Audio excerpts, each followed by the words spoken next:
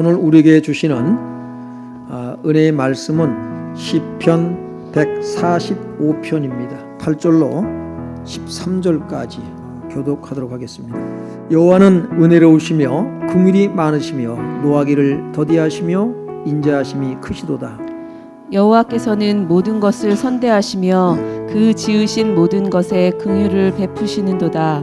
여호와여, 주께서 지으신 모든 것들이 주께 감사하며 주의 성도들이 주를 송축하리이다. 그들이 주의 나라의 영광을 말하며 주의 업적을 일러서 주의 업적과 주의 나라의 위엄 있는 영광을 인생들에게 알게 하리이다. 주의 나라는 영원한 나라이니 주의 통치는 대대에 이르리이다.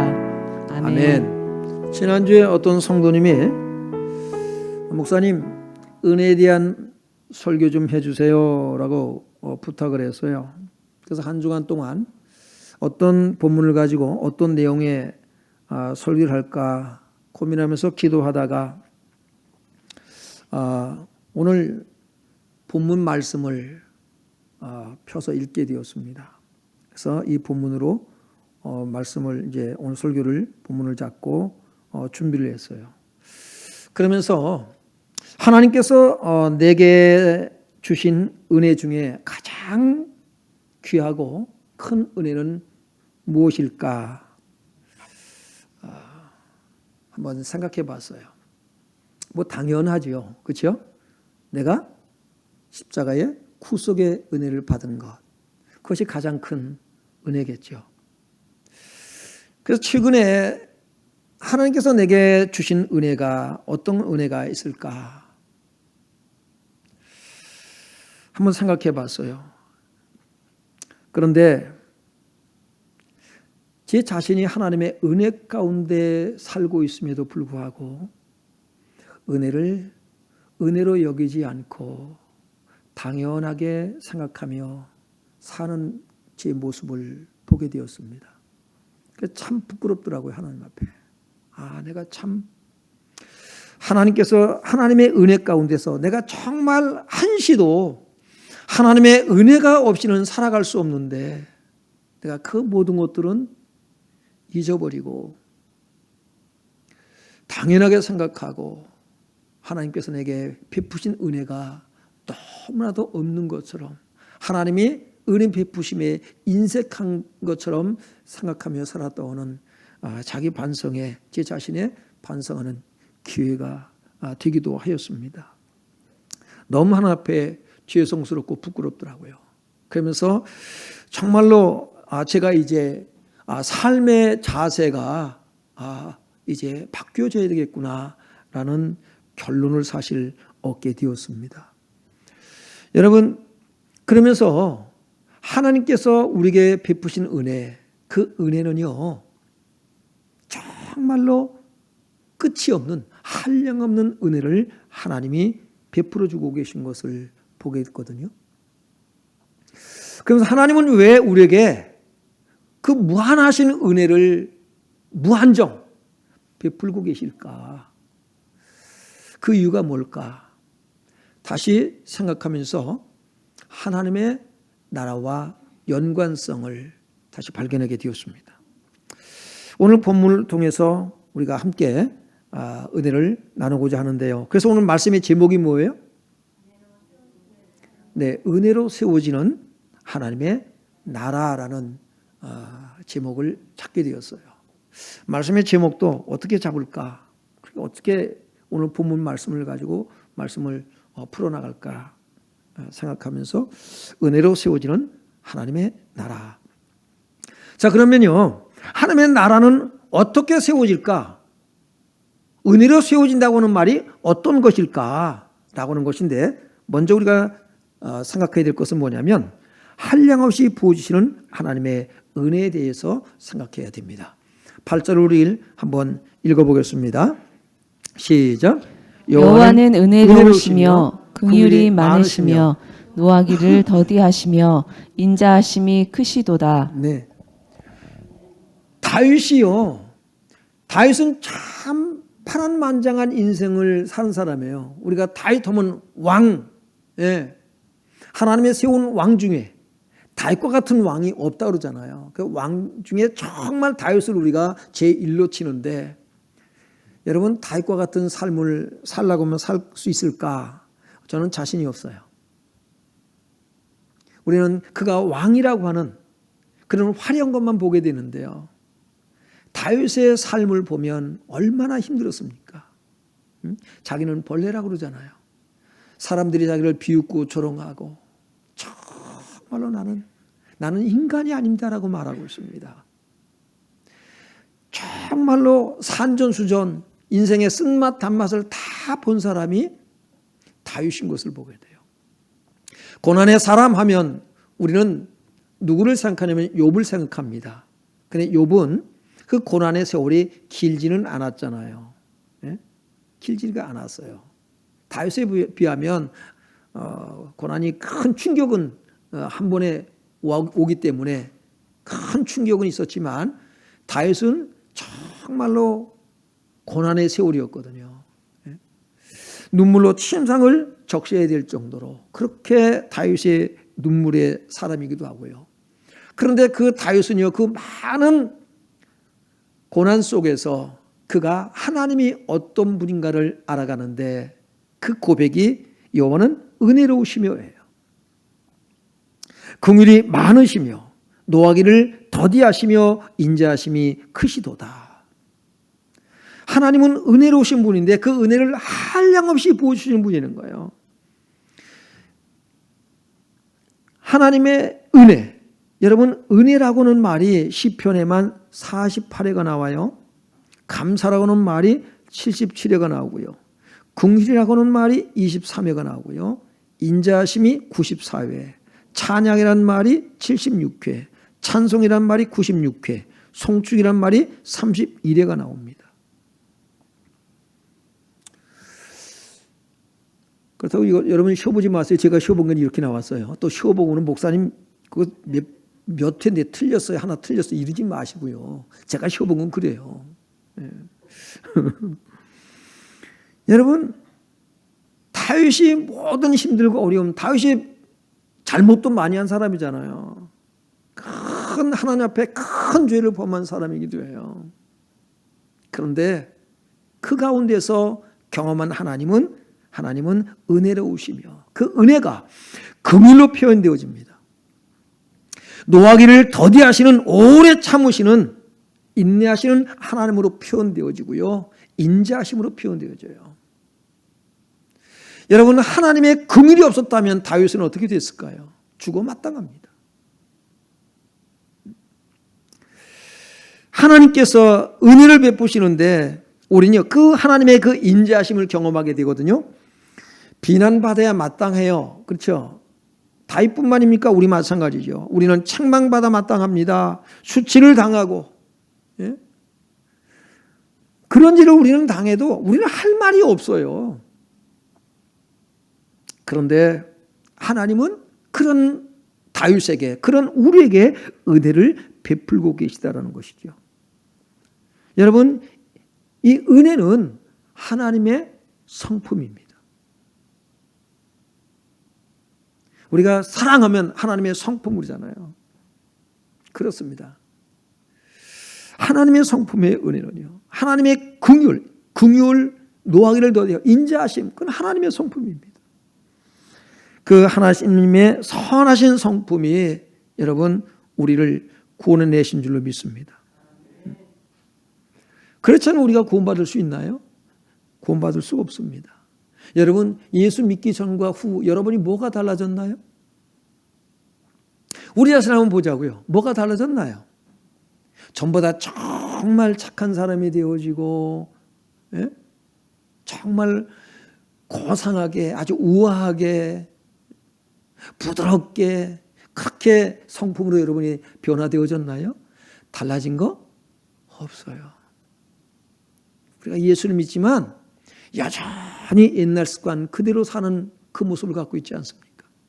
하나님의 긍휼이 없다면 우리는 다 멸망받아 마땅합니다. 그런데 하나님은 우리를 어떻게 무엇이라고 말씀하세요? 그리스도 안에서 의롭다라고 말씀하신다고요. 그 은혜가 저와 여러분에게 있는 줄로 믿습니다.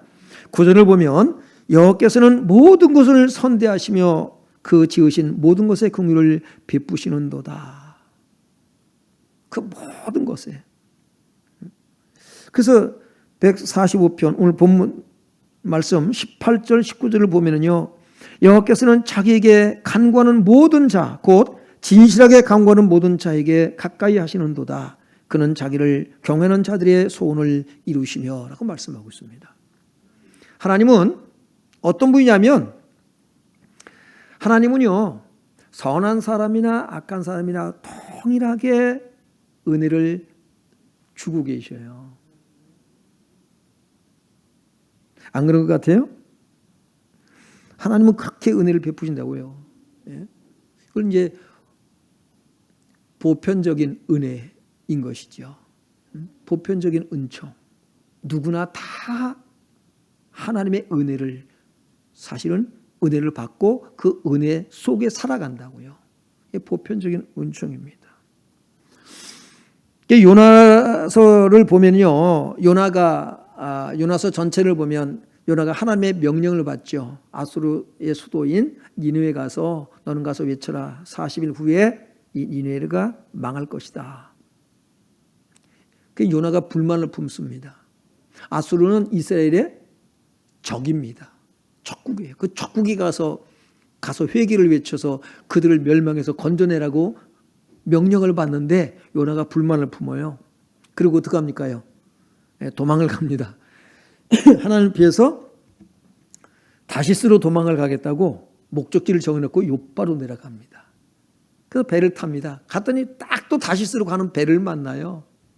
이 뭐 할렐루야죠. 그런데 풍랑을 만나죠. 물고기 뱃속에 들어가서 거기서 회개가 이제 나오기 시작을 하고, 그래서 이제 물고기가 어떻게 합니까요? 우리가 보통 고래라고 그러잖아요. 이제 육지로 토해내고, 그래서 이제 니느웨로 가서 그가 외칩니다. 그는 하나님의 명령대로 외치면서도 불만이에요. 그러니까 니느웨 왕이 모든 백성에게 이제 선포를 해요. 우리가 다 비옷을 입고 회개하라, 회개하자. 짐승까지도 금식을 하면서 회개하라. 그리고 해서 회개를 합니다.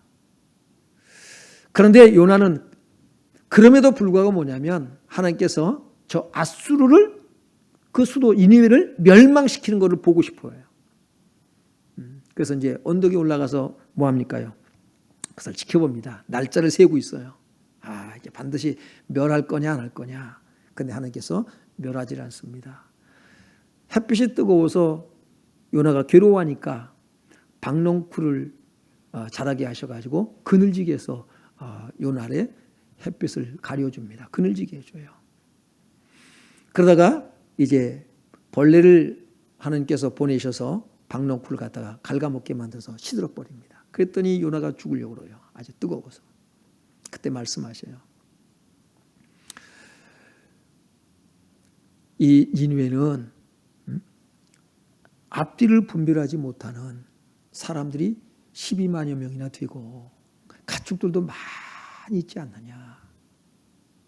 내가 그들을 어떻게 아끼지 않겠냐. 너는 그 잠깐 있다가 시들어버리니 박농쿨도 아끼지 않았느냐. 내가 그들을 얼마나 아끼겠느냐라고 하는 것입니다. 여러분, 오늘 요나의 마음이 우리 속에도 있어요. 요나의 마음이. 오늘 이 요나의 마음이 우리가 이런 아들을, 둘째 아들을 찾은 아버지의 비유, 우리가 보통 탕자의 비유라고 하는 누가복음 15장 11절로 32절에 보면 둘째 아들이 아버지한테 자기한테 이제 상속으로 물려줄 그 유산을, 그 분깃을 미리 달라고 그러잖아요. 받아가지고는 나가서 허랑방탕합니다. 창기하고 다 해서 날려버렸어요. 그리고는 이제 굶어 죽게 되니까 어떡합니까요? 아버지 집으로 돌아옵니다. 내가 이제 아버지 아들이라 나는 자격이 없다. 그래서 나를 종 중에 한 사람으로 그렇게 자기를 여겨달라고 하면서 집으로 돌아옵니다. 그 아버지가 그를 맞이해서 잔치를, 송아지를 잡고 잔치를 배설하지 않습니까? 그러더니 큰 아들이 이제 들에 나갔다 들어오면서 이 풍악 소리가 도대체가 웬 소리냐. 그 종들이 얘기합니다. 당신 아버지 둘째 아들이 돌아와 가지고 지금 잔치를 벌이고 있습니다. 이 큰 아들이 불만이에요. 나와 내 친구들을 위해서는, 벗을 위해서는 염소 새끼 한 마리 안 잡아주시고 저 창기와 함께 아버지 그 재산을 다 날려버린 저놈을 위해서는 그래 송아지를 잡고 잔치를 벌이시오. 집에 안 들어가려고 합니다. 아버지가 나와서 뭐라고 말씀합니까? 30절로부터 한번 보겠습니다. 30절로 32절까지 우리 교독 한번 하겠습니다. 아버지의 살림을 창녀들과 함께 삼켜버린 이 아들이 돌아오매 이를 위하여 살찐 송아지를 잡으셨나이다. 아버지가 이르되 예 너는 항상 나와 함께 있으니 내 것이 다 내 것이로되 계속이요. 이 내 동생은 죽었다가 살아났으며 내가 잃었다가 얻었기로 우리가 즐거워하고 기뻐하는 것이 마땅하다 하니라. 아멘. 여러분, 우리는 아버지의 마음을 알아야 됩니다. 오늘 예수를 믿지 않고 정말로 못된 짓하고 진짜 이건 사회 악이다. 저런 사람은 지금 없으면 좋겠다 라고 하는 사람들이, 정말 미운 사람들이, 보기 싫은 사람들이 여러분에게 있을 것이라고요. 그런데 하나님께서 정말 하나님이 저들을 정말 버려줬으면 좋겠어요. 근데 하나님은 그렇지가 않으셔요. 어떤 사람은 하나님 저 김정은이를 죽여주옵소서 그렇게 기도하시는 분들도 있습니다. 왜? 정말로 이 민족, 그 북한 동포들 생각할 때도 어때요? 어떻게 저럴 수가 있냐, 국민들을. 저 김정은을 하나님 제거해 주옵소서, 죽여주시옵소서. 여러분, 하나님 마음이 우리와 같을까요? 그렇지 않습니다. 그가 회개하기에 이르기를 원하셔요. 구원받기를 원하십니다. 여러분, 하나님의 형상으로 창조된 자들이에요. 하나님의 형상을 잃어버린 자들이 하나님의 형상을 회복할 수 있기를 하나님이 간절히 바라는 거예요. 우리가 비록 우리의 자녀들이 속을 속인다 할지라도 어떻습니까? 아유, 저놈의 자식 저거 언제나 저리 들래나, 언제나 사람 노릇하며 살래나, 자식 때문에 눈물을 흘리며 기도하지 않습니까? 하나님 깨닫게 해 주옵소서. 하나님 바로 서게 하여 주옵소서. 눈물로 하나님 앞에 호소하지 않습니까? 여러분, 우리가 하나님의 마음을 알아야 됩니다. 하나님의 마음. 우리가 우리 자신을 볼 때 여러분 구원받을 만한 자격이 있나요? 여러분이 하나님을 아버지라 부를 만한 자격이 있나요? 제가 아무리 목사라고 하지만 하나님 앞에 너무 부끄러운 모습들이 많아요. 하나님, 나는 자격이 없습니다. 나는 목사 될 자격이 없습니다. 나는 능력도 인격도 성품도 하나님 되지 않습니다. 나는 부족한 것뿐입니다. 나는 모자란 것뿐입니다. 하나님, 나는 자격이 없어요. 그런 고백으로 하나님 앞에 엎드릴 수밖에 없습니다. 다른 사람보다 내가 나은 것이 없습니다. 그런데 하나님, 내가 목사로 서어진 것은 무엇입니까? 그걸 보고 뭐라고 그래요? 은혜라고 하는 것입니다. 우리가 자격이 있어서 능력이 돼서 여러분을 세웠다고 생각하지 마세요. 하나님은 여러분의 능력을 필요로 하지 않습니다. 우리는 내가 가지고 있는 능력, 내가 노력하고 애써서 그렇게 해서 내가 갖췄다라고 생각하면 그것은 큰 오해입니다. 잘못 알고 있습니다. 여러분이 가지고 있는 재물도 여러분의 노력해서 얻었다고 생각하는 것은 큰 착각입니다.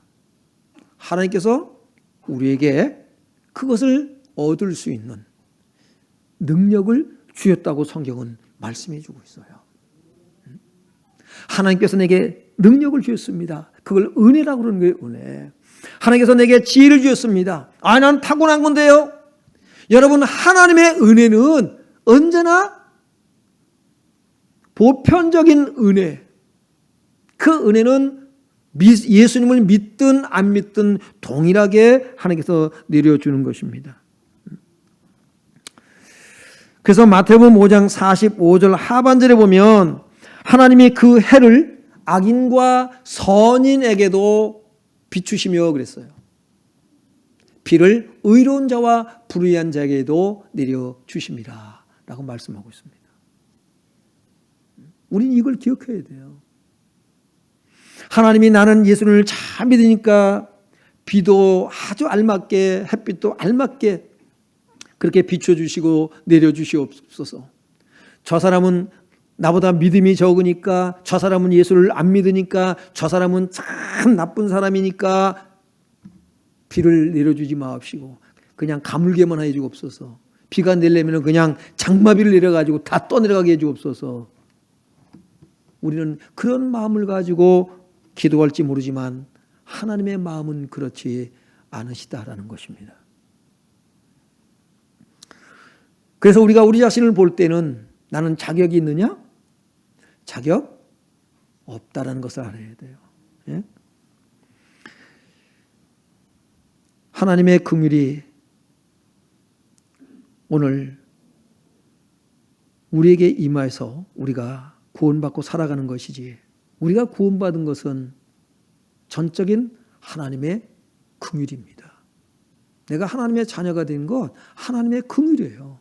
하나님이 우리를 불쌍히 여기사 우리를 구원해 내신 것이지, 우리가 뭘 잘해서 구원받은 거 절대로 아닙니다. 그러므로 우리는 하나님 은혜에 감사해야 되는 줄로 믿습니다. 10절을 보겠습니다. 여호와여 주께서 지으신 모든 것들이 주께 감사하며. 다윗이 깨달은 것은 그거예요. 여호와여 주께서 지으신 모든 것들이 주께 감사하며 주의 성도들이 주를 송축하리이다. 여러분, 은혜는 감사를 낳습니다. 감사는 찬양을 낳아요.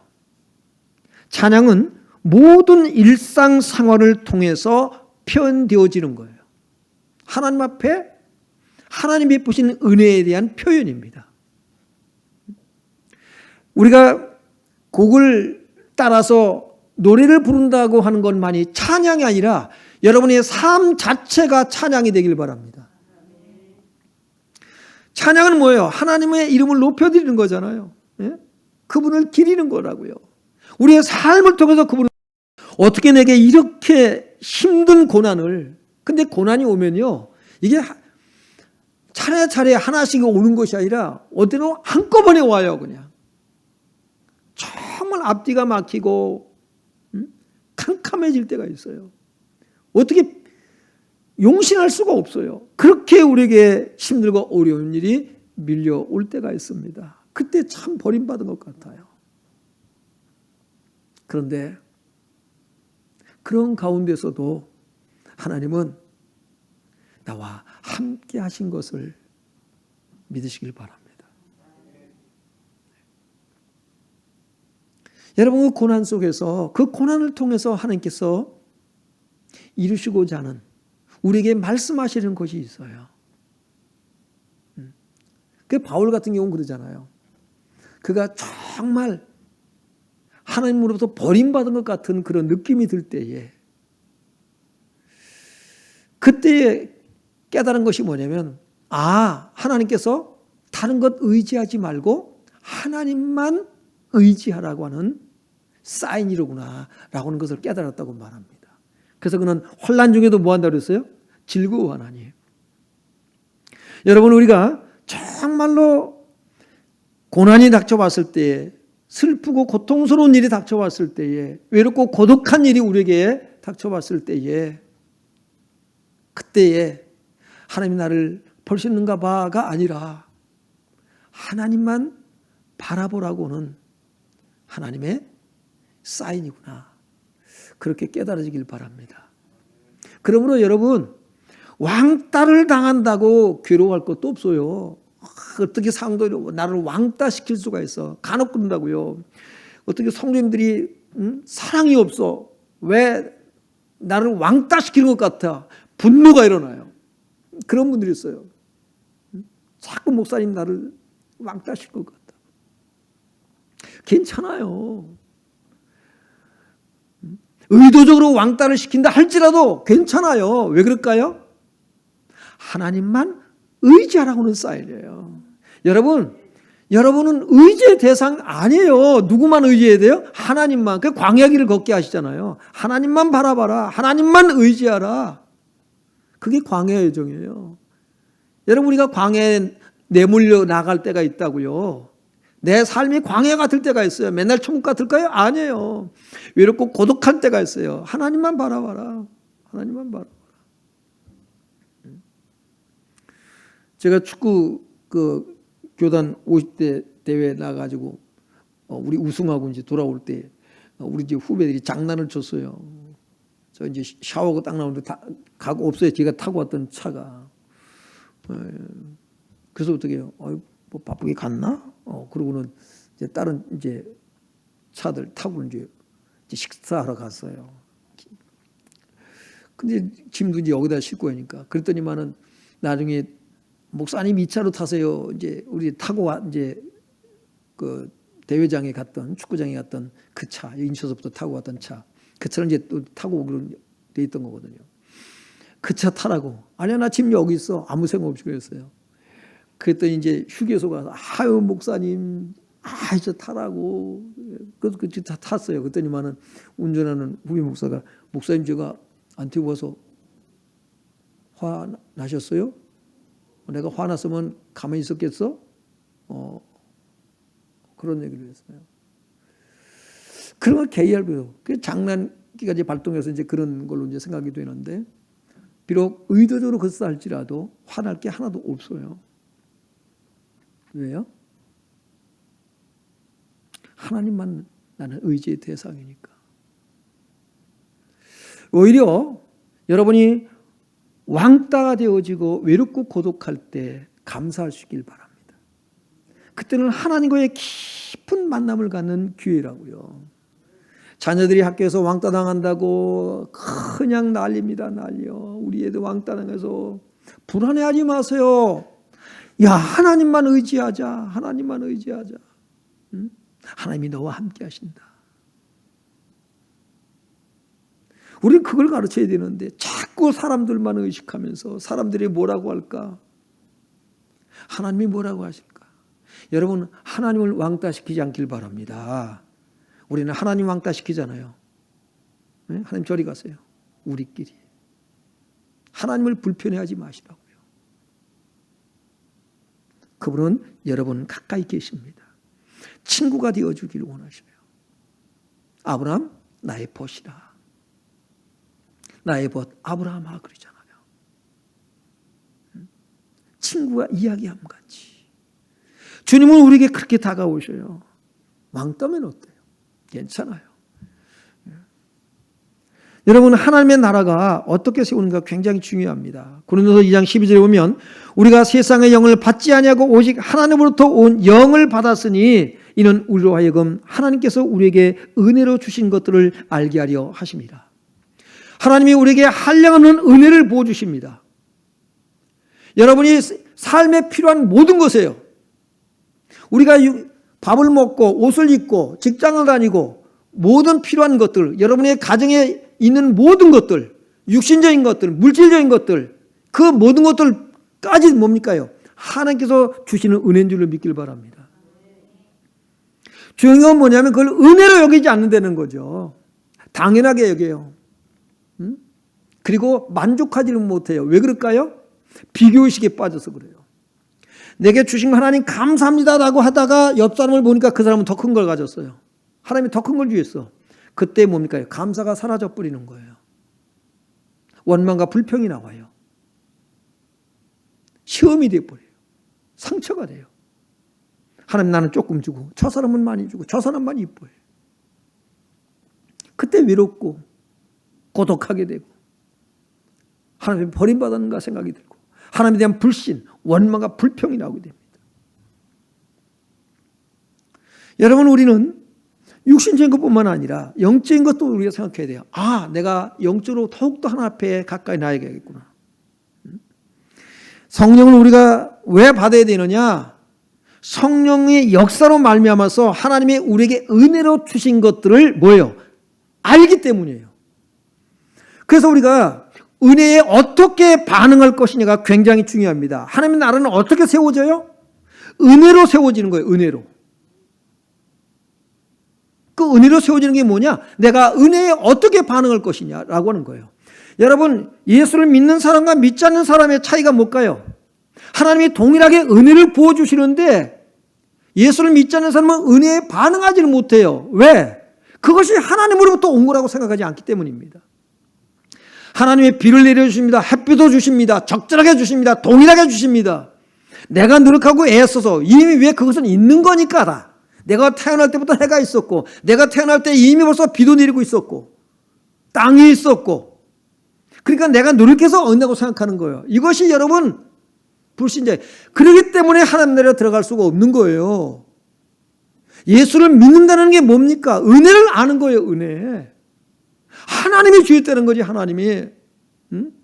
그것이 내가 좋아하든 싫어하든 간에 요나에게 니느웨를 가서 외치라 싫어하든 좋아하든 간에 그에게 명령이 떨어지고 있어요. 어떻게 됩니까? 가야만 하는 거예요.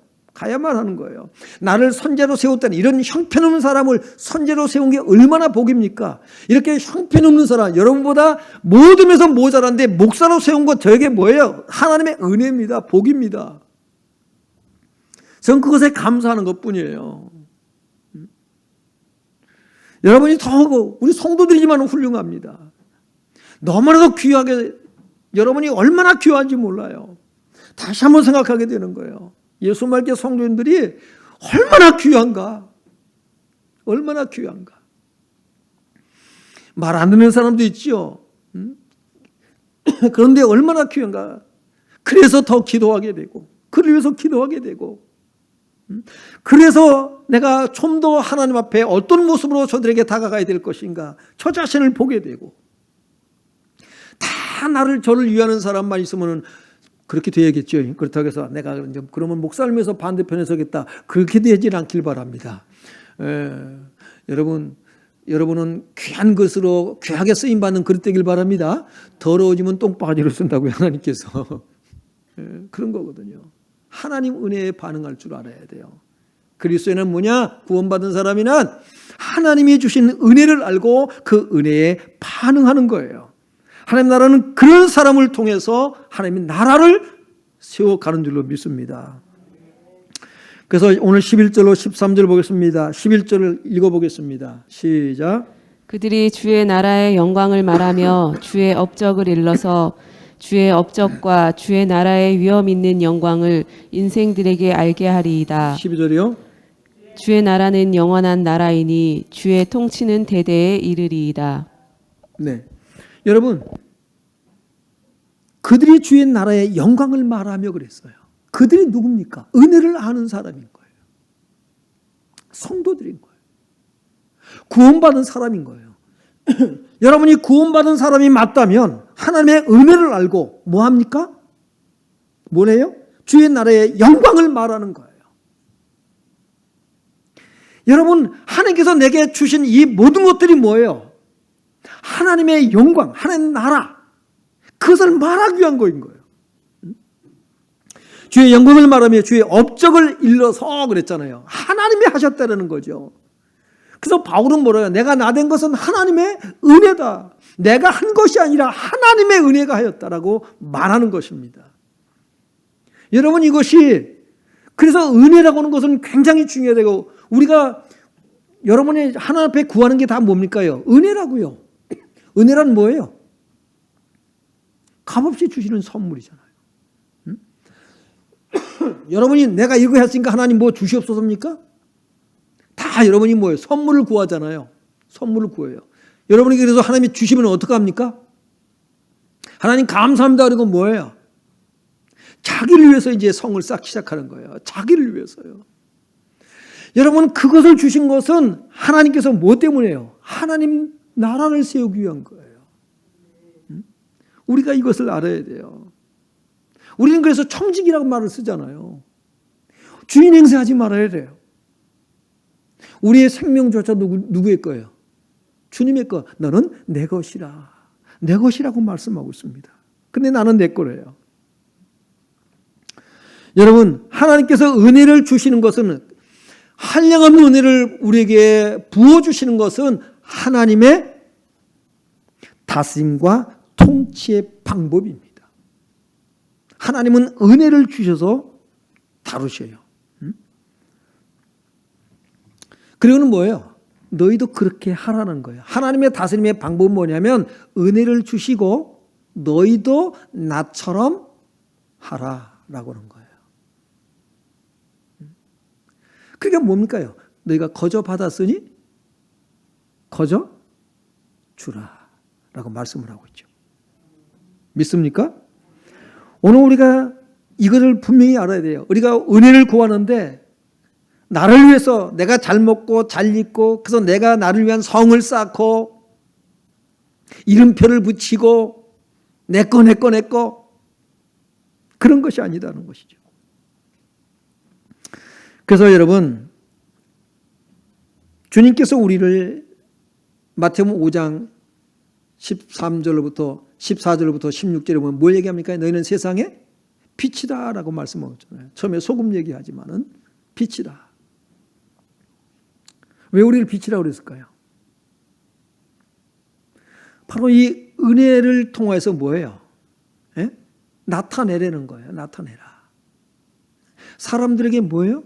빛을 비추어서 그 사람들로 하여금 살아가는데 여러분 불편함이 없도록 해주라고 하는 것을 나타내 보이기도 합니다.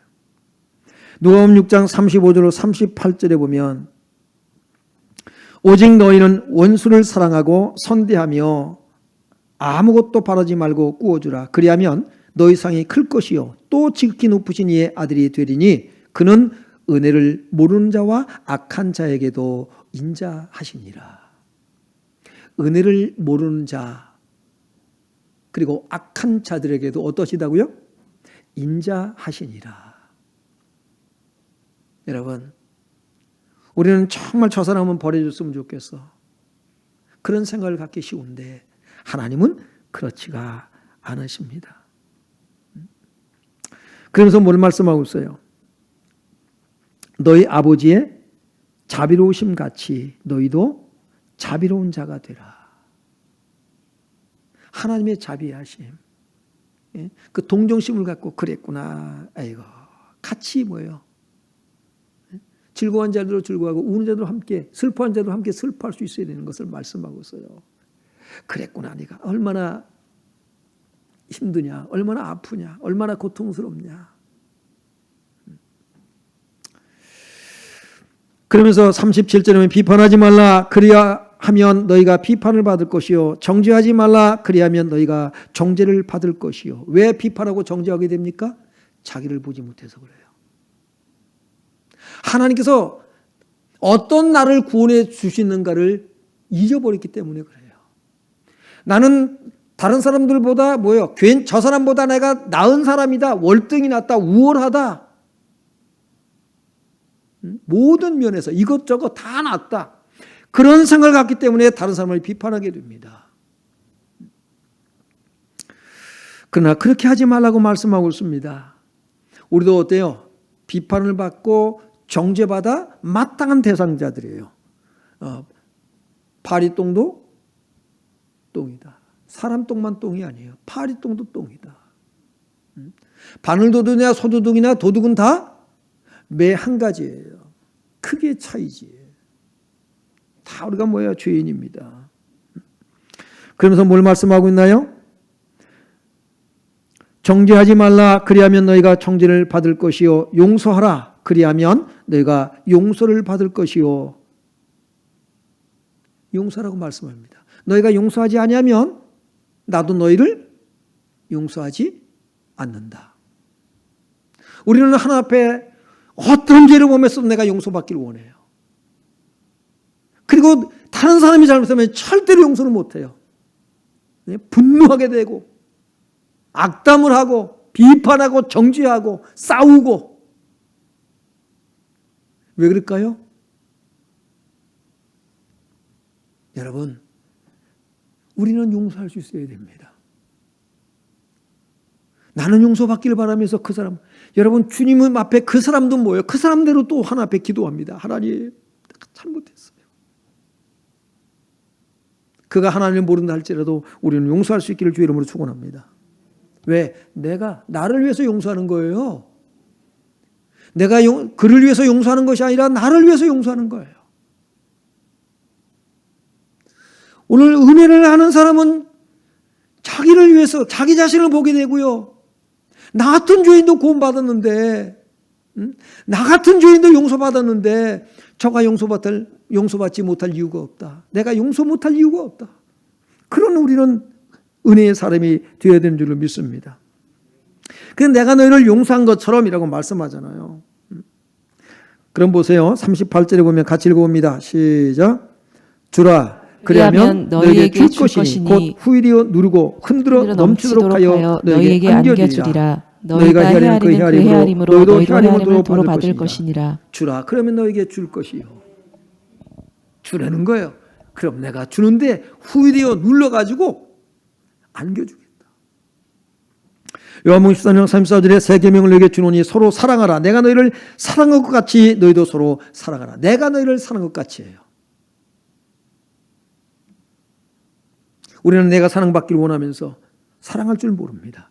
용서받기를 원하면서 용서할 줄 모릅니다. 긍휼히 여김을 받기를 원하면서 긍휼히 여길 줄을 몰라요. 에베소 4장 31절로 32절에 보면 너희는 모든 낙독과 노함과 분냄과 떠드는 것과 비방하는 것을 모든 악의와 함께 버리고 서로 친절하게 하며 불쌍히 여기며 서로 용서하기를 하나님이 그리스도 안에서 너희를 용서하신 것 같이 하라라고 말씀하고 있잖아요. 왜 이렇게 해야 될까요? 이게 하나님의 나라이기 때문에 그래요. 우리가 하나님 나라를 얘기를 많이 합니다. 하나님 나라에 소망을 둡니다. 하나님 나라가 임하기를 구합니다. 그렇죠? 하나님 나라는 너희 안에 있느니라. 우리 안에 어떻게 있다는 거예요? 하나님 나라가. 기분 좋으면 하나님 나라고 기분 나쁘면 하나님 나라가 아니고 그런 건가요? 아니에요. 하나님 나라는 뭐냐? 바로 하나님의 사랑, 하나님의 은혜, 하나님의 용서와 긍휼, 하나님의 자비하심, 하나님의 너그러우심, 하나님의 오래 참으심, 하나님의 관용이 여러분 그것이 있는 곳이 뭐예요? 하나님의 나라인 거예요.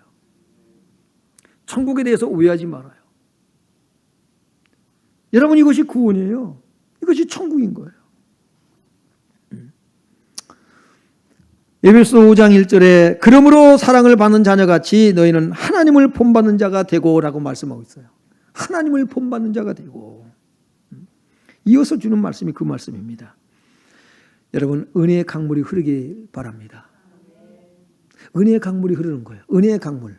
우리가 찬양 중에 있죠. 은혜의 강물 흐르게 하소서 찬양했죠. 그 은혜의 강물이 뭡니까? 은혜의 강물이 이거예요. 에덴 동산에서 발원한 강, 에덴 동산을 다 적십니다. 네 근원이 돼서 어떻게 해요? 온 땅을 적시는 거예요. 은혜의 강물입니다. 그래서 모든 생명체가 살아나는 거예요. 맞습니까? 사막에 이 물이 흘러들으면 사막이 어때요? 사막이 살아나요. 에스겔서 47장에 보니까 이 강물이 어떻습니까요? 하나님 성전 문지방에서 흘러나왔다 그랬어요. 흘러나와서 그 강물이 흘러 들어가는 곳마다 구절에 보면 뭐라고 그랬습니까요? 이 강물이 이르는 곳마다 번성하는 모든 생물이 살고 또 고기가 심이 많으리니 이 물이 흘러 들어가므로 바닷물이 되살아나겠고 이 강이 이르는 각처의 모든 것이 살 것이며. 할렐루야. 여러분 이것이 복음입니다. 우리는 예수를 믿으라고 하면서 여러분이요 내게 있는 것을 준다고 하면서 뭘로 안 주냐면 긍휼, 자비, 용서, 관용, 이해, 너그러움, 오래 참음. 여러분, 이것을 전해주지를 않아요. 여러분이 복음을 말할 때에 복음적인 삶을 살겠다고 하면서 우리는 이것이 반드시 여러분 이 강물이 흐르는 역사가 있기를 주의 이름으로 축원합니다. 요한복음 7장 38절에 뭐라 그러나요? 나는 민재는 성의 이름 같이 그 배에서 생수의 강이 흘러나리라. 생수의 강이라고 그랬어요. 그 생수의 강이 뭡니까요? 성령을 얘기합니다.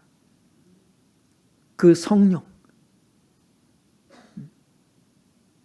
그 성령, 하나님의 영, 진리의 영. 그 성령, 하나님의 성품은 뭐예요? 이걸 담고 있는 거예요. 강이 흐르긴 흐르는데 여러분 이런 생명이 없으면 곤란하잖아요.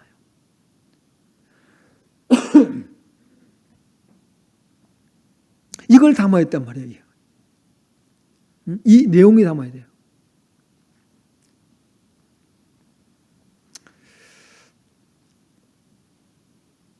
이 은혜의 강물이 생활 속에 흐르는 사람들을 통해서 하나님의 나라가 세워지고 확장되어져 가는 겁니다.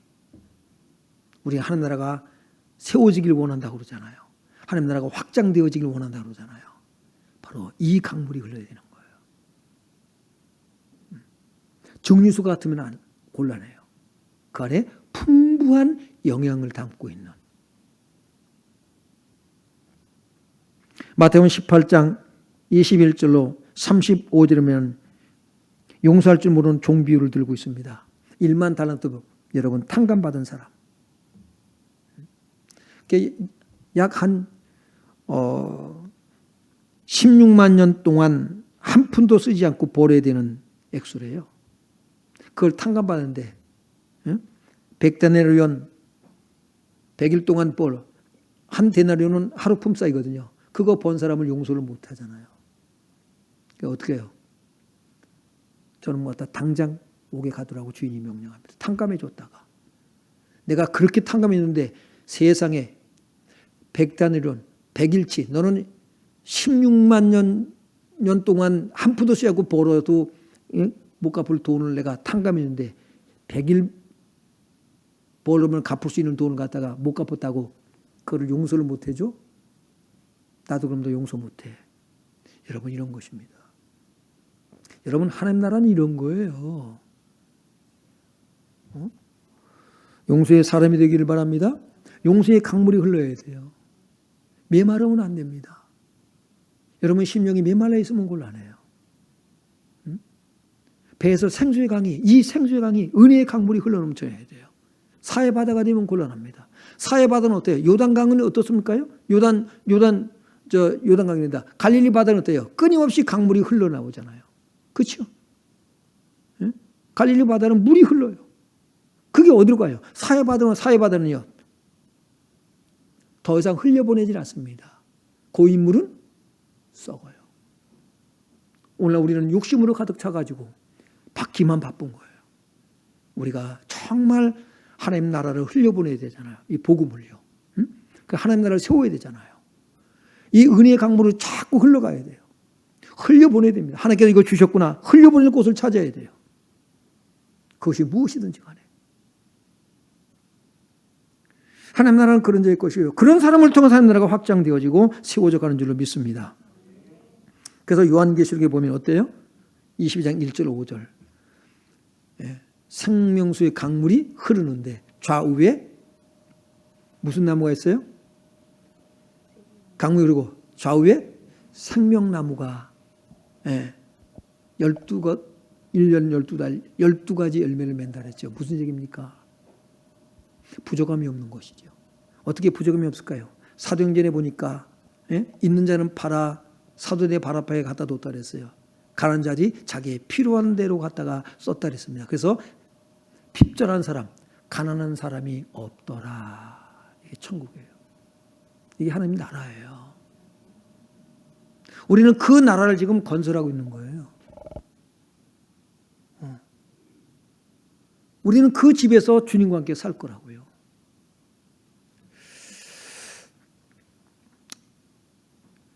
시간이 많이 가서 이제 결론을 짓습니다. 하나님께서 우리에게 부어주시는 한량없는 은혜가 여러분 속에서 흘러 들어가서 멈추는 것이 아니라 흘러 나와서 다른 사람들을 살리는 역사가 있게 되길 주님의 이름으로 축원합니다.